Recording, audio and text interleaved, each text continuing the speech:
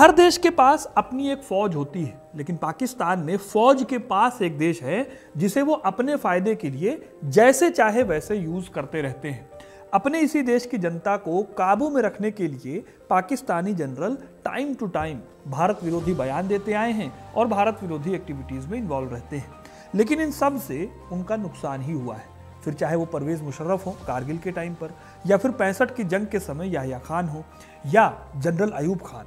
पाकिस्तान को बर्बादी की राह तक लाने में और पाकिस्तान को भारत का सबसे बड़ा दुश्मन बनाने में पाकिस्तान की सेना और इनके जनरल्स का ही सबसे बड़ा रोल रहा है। आज मैं आपको यही बताऊंगा कि कैसे पाकिस्तानी आर्मी जनरल्स ने अलग अलग टाइम पर इंडिया के साथ दुश्मनी मोल ली, जिसका अंजाम हुआ पाकिस्तान की बेइज्जती, उसकी आर्थिक बर्बादी और पिछड़ापन।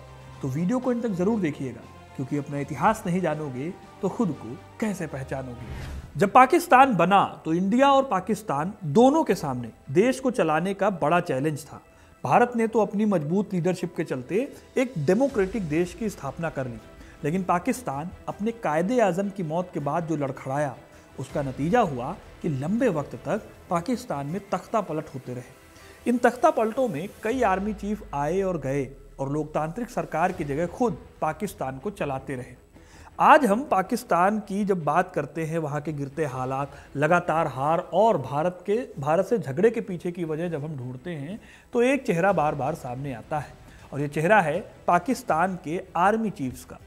इन्होंने अपने छोटे बड़े फैसलों और प्रोपेगेंडा से पाकिस्तान को बर्बादी की तरफ ढकेल दिया, और इनकी राजनीति भी हुई तो भारत से कश्मीर को लेने की।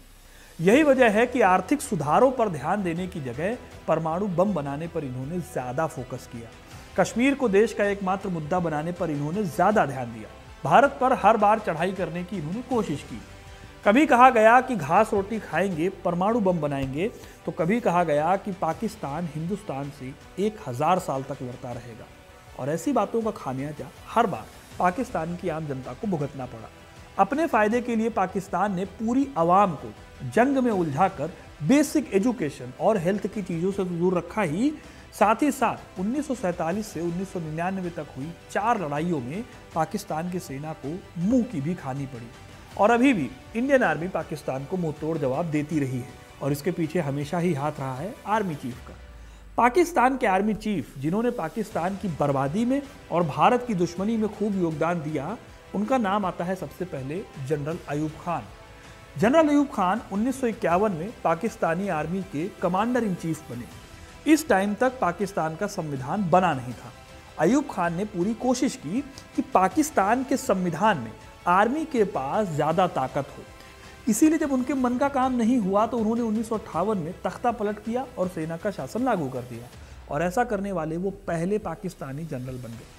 ये वही अयूब खान थे जिन्होंने 1965 में ऑपरेशन जिब्राल्टर शुरू किया था। इस ऑपरेशन में पाकिस्तान ने अपने कई सैनिकों को चुपचाप कश्मीर में घुसाना शुरू किया। इन सैनिकों का मकसद था कश्मीर के 4 ऊंचाई वाले इलाकों पीर पंजाल, गुलमर्ग, उरी और बारामूला पर कब्जा करना। इस साजिश का ही नाम था जिब्राल्टर। अयूब खान ने अपनी तरफ से पूरी प्लानिंग कर ली थी और सादी वर्दी में आर्मी को खबर हुए बिना कश्मीर में अपने सैनिक घुसा दिए थे। लेकिन कश्मीर के लोकल लोगों ने जब नोटिस किया कि उनके घरों के आसपास अजनबी ही अजनबी घूम रहे हैं, तो उन्होंने तुरंत इंडियन आर्मी को खबर दी, और इससे इंडियन आर्मी भी हरकत में आई। अयूब खान की सेना के कुछ सैनिक पकड़े गए और दुनिया के सामने उनकी साजिश नाकाम हो गई। इसके बाद इंडियन आर्मी ने भी कश्मीर को बचाने के लिए अपना मिशन शुरू किया। यही वो लड़ाई थी जब भारतीय सेना ने लाहौर शहर को चारों ओर से घेर लिया था। इस लड़ाई में पाकिस्तान की शर्मनाक हार तो हुई ही, साथ ही अयूब खान की भी भयानक बेइज्जती हुई। इसका फायदा तब के मंत्री जुल्फिकार अली भुट्टो ने उठाया और उन्होंने अयूब खान को खूब कोसा।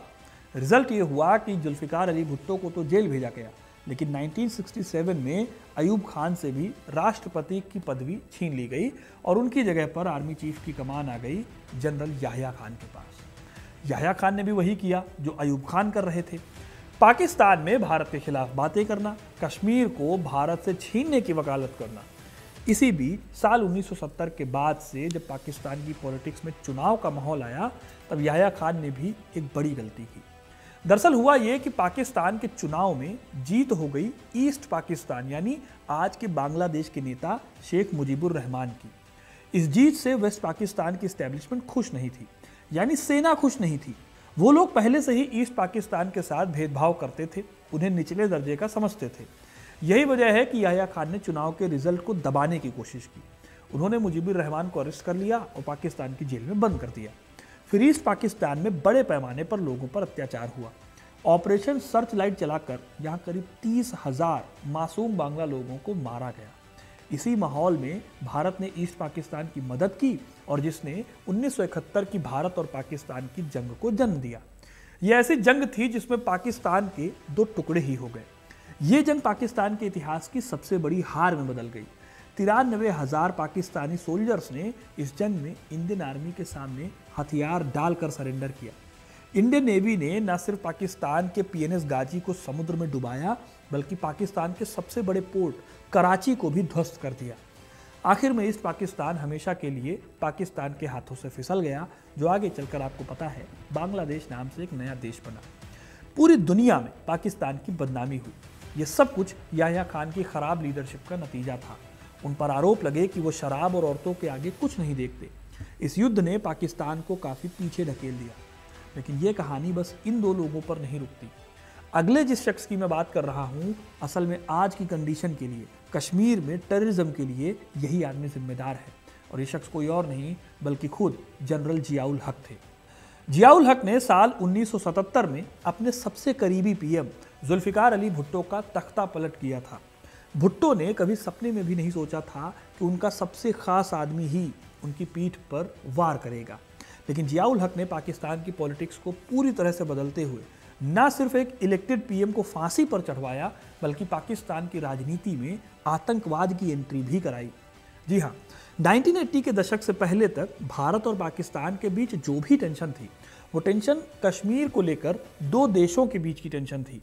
लेकिन जियाउल हक ने इस लड़ाई को पूरी तरह से बदल दिया। जियाउल हक जब तख्ता पलट कर रहे थे, उसी वक्त उनके पड़ोसी देश अफगानिस्तान में सोवियत संघ जंग लड़ रहा था। इसी टाइम का फायदा उठाकर जियाउल हक ने अमेरिका से CIA से मदद ली और मदद के पैसों से अपने यहाँ मुजाहिदीन तैयार किए। ये मुजाहिदीन बाद में अलग अलग आतंकवादी संगठनों में बदल गए। इसी दौरान कश्मीर में भी पाकिस्तान ने आतंक का बीज बोया। भारत में घुसपैठ और फिदायीन हमले बढ़ने लगे, जिसका असर आज तक भारत झेल रहा है। वैसे आपको दोस्तों जानकर हैरानी होगी कि एक वक्त ऐसा भी आया जब भारत को आतंकवाद का दंश देने वाले जियाउल हक ने भारत के साथ कश्मीर के मुद्दे को लेकर बातचीत की कोशिश भी की। तब राजीव गांधी देश के PM हुआ करते थे, लेकिन ये बातचीत पूरी हो पाती उससे पहले ही प्लेन क्रैश में जियाउल हक की मृत्यु हो गई। आज भी कई लोग मानते हैं कि पाकिस्तान की स्टैब्लिशमेंट कभी नहीं चाहती थी कि भारत और पाकिस्तान में कश्मीर को लेकर कोई समझौता हो, इसीलिए जियाउल हक को रास्ते से हटा दिया गया। माना जाता है कि जिन्ना के ही करीबी लोग जो पाकिस्तान को इस्लामी हिसाब से चलाना चाहते थे, उन्होंने जियाउल हक को रास्ते से हटा दिया। आज भी जियाउल हक के प्लेन क्रैश की बात एक मिस्ट्री है। खैर, जियाउल हक की मौत के बाद जो अगला तख्ता पलट हुआ वो हुआ साल 1999 में। इस टाइम पर पाकिस्तान में नवाज शरीफ की सरकार थी, लेकिन परवेज मुशर्रफ ने नवाज शरीफ की सरकार का तख्ता पलट कर दिया और देश की कमान अपने हाथों में ले ली। सबसे बड़ी बात है कि इनको भी आर्मी चीफ बनाने का काम नवाज शरीफ ने ही किया था। हुआ ये कि फरवरी 1997 में पाकिस्तान में चुनाव हुए। नवाज शरीफ की पार्टी को मेजॉरिटी मिली। नवाज शरीफ दूसरी बार PM बने। उनकी सरकार में पाकिस्तान में परमाणु परीक्षण हुआ, जो सफल भी रहा। कुछ टाइम बाद नवाज शरीफ की तत्कालीन सेना प्रमुख जनरल जहांगीर करामात से ठन गई। नवाज ने जहांगीर को हटाकर परवेज मुशर्रफ को आर्मी चीफ बना दिया।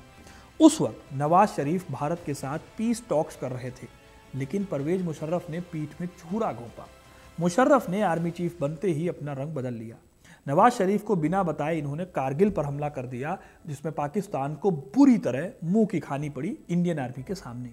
इस हार को लेकर पाकिस्तानी अवाम में गुस्सा था। सेना हार का दोष लेना नहीं चाहती थी, सरकार भी इससे बच रही थी। सड़कों पर नवाज को लेकर पोस्टर लगने लगे थे, मियाँ तुम कब जाओगे, ये सब लिखा हुआ था। जब ये बात दुनिया के सामने आई तो पाकिस्तान की और बदनामी हुई। कारगिल में कई पाकिस्तानी जवान मारे गए, उनकी लाशें भी पाकिस्तान ने वापस नहीं ली। 9 अक्टूबर 1999 को नवाज शरीफ अपने लाहौर के आवास में थे। नवाज ने अपने भाई और उस वक्त के पंजाब के मुख्यमंत्री शहबाज शरीफ को बताया वो जनरल परवेज को आर्मी चीफ के पद से हटाने का फैसला कर चुके हैं। शहबाज शरीफ हैरान हो गए। जवाब में कहा, अगर जनरल मुशर्रफ को हटाना ही था तो 4 महीने पहले जून की शुरुआत में क्यों नहीं हटाया? तब नेवी और आर्मी के दोनों चीफ उनसे खफा थे। इस वक्त मुशर्रफ को हटाना खतरनाक हो सकता है, मार्शल लॉ भी लग सकता है, लेकिन उनका यह दांव उल्टा पड़ गया। मुशर्रफ अपने भरोसेमंद अफसरों को तख्ता पलट की पूरी प्लानिंग समझाकर श्रीलंका चले गए थे। उन्हें 12 अक्टूबर को ही पाकिस्तान लौटना था। ऐसे में नवाज शरीफ ने उनके जहाज को पाकिस्तान में उतारने पर बैन लगा दिया। इसके साथ ही नए आर्मी चीफ को शपथ दिलाने की पूरी प्लानिंग कर ली गई, लेकिन जैसे ही टीवी पर मुशर्रफ को आर्मी चीफ के पद से हटाए जाने की खबर ब्रेक हुई, उसके कुछ ही देर बाद आर्मी की एक टोली पीटीवी के ऑफिस पहुंच गई। फिर जल्दी ही ट्रक भरकर कई फौजी टीवी के दफ्तर पहुंचे और प्रसारण को रुकवा दिया गया। उस रात 9 बजे आने वाला न्यूज़ भी ब्रॉडकास्ट नहीं हुआ। जनता टेंशन में आ गई कि कहीं इंडिया ने फिर से हमला तो नहीं कर दिया। लेकिन परवेज मुशर्रफ ने पाकिस्तान की सरकार का तख्ता पलट कर दिया और 12 अक्टूबर 1999 को प्रधानमंत्री और उनके मंत्रियों को गिरफ्तार कर लिया। इस तरह परवेज मुशर्रफ पाकिस्तान के राष्ट्रपति बन गए और अगस्त 2008 तक वो राष्ट्रपति बने रहे। पाकिस्तान के नए chief of defence forces field marshal हैं जनरल असीम मुनीर, लेकिन इनकी सोच भी वही पुरानी है। 2022 में जब असीम मुनीर ने पद संभाला तो उम्मीद थी कि शायद पाकिस्तान कुछ सुधरेगा, लेकिन ऐसा कुछ नहीं हुआ।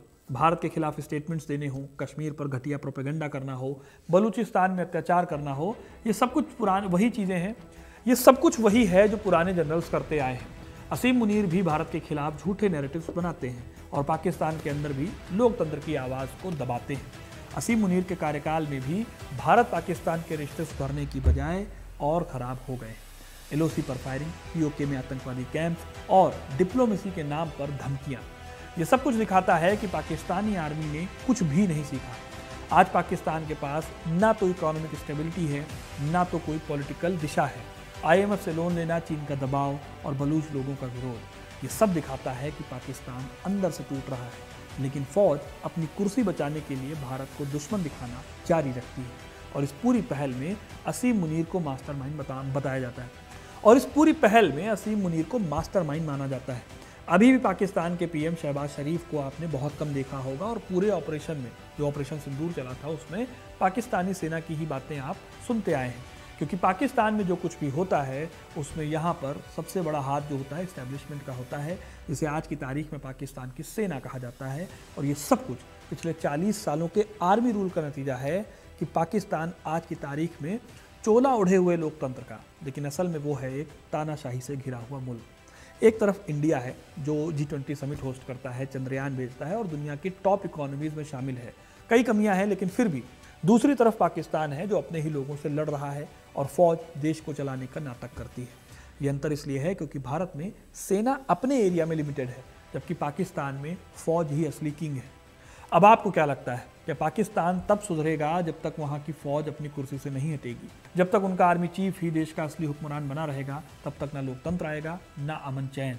हर जंग, हर आतंकवादी हमला और हर देश विरोधी नीति के पीछे पाकिस्तान की फौज का हाथ है और जब तक ये हाथ काटा नहीं जाता, पाकिस्तान खुद को बर्बादी से नहीं बचा सकता। आप इस बारे में क्या सोचते हैं? कमेंट करके ज़रूर बताइए। वीडियो को लाइक और शेयर करना ना भूलें और ऐसी इंटरेस्टिंग कहानियों के लिए, इतिहास से जुड़े रहने के लिए हिस्ट्री कनेक्ट को सब्सक्राइब जरूर करें। धन्यवाद।